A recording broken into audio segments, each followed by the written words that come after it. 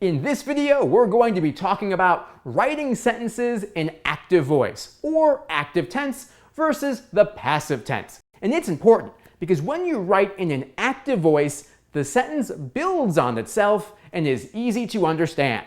Passive voice, on the other hand, can be harder to understand, and a lot so, because you have to hear the whole sentence and then repeat it to yourself in your head to understand it. And this obviously takes far too much time for the audience, making extra work for them, and because of both, you'll probably lose them.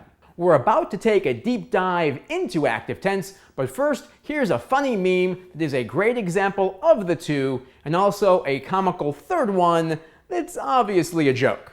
Alright, so here's a breakdown of active tense. The way to write an active tense is to write in this formula: subject, verb, object. And here's an example.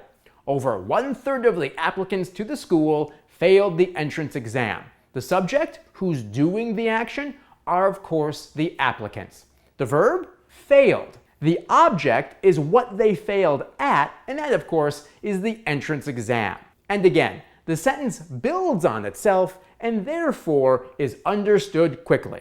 If you instead start to rearrange this formula, the subject, the verb, and the object, the sentence changes to passive voice, and therefore is harder to understand, and in some cases, your sentence may not make any sense at all. The distinctions between active voice and passive voice become more obvious the more practice you get, and you'll get to the point where all you write are active voice sentences. In fact, writing papers for your other classes will get harder because you'll get used to writing such short and declarative sentences that your papers will have accomplished the assignment but not make the page threshold. For example, I had to work hard to complete a 10-page paper for most of my courses because my first draft was 6 to 7 pages. And it was good content. It did its job well, but technically, it didn't meet the page requirements.